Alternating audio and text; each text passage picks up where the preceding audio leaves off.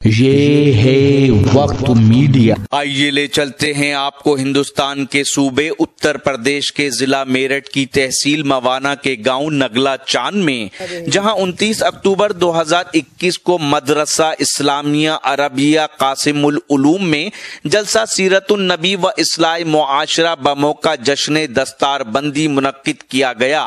صدر جلسہ رہے جناب حضرت الحاج قاری عبد القیوم صاحب نعمانی، سرپرست رہے جناب حضرت مولانا انعام احمد صاحب کازگنج و خلیفہ حضرت مولانا شاہ ابرار الحق صاحب رحمت اللہ علیہ ہردوئی۔ مہمان خصوصی رہے حضرت مولانا محمد صابر صاحب مفتاحی۔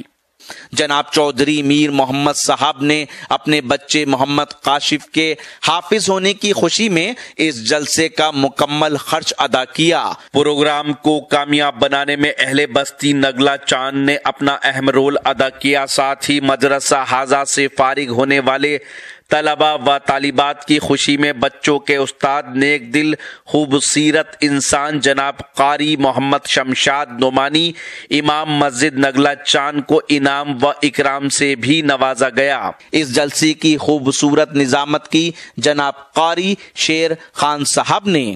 کسی بھی کام کو، کسی بھی جلسے جلوس کو، مجلس کو، محفل کو اگر شروع کرتے ہیں، اس کا آغاز کرتے ہیں تو کلام اللہ شریف سے کیا جاتا ہے۔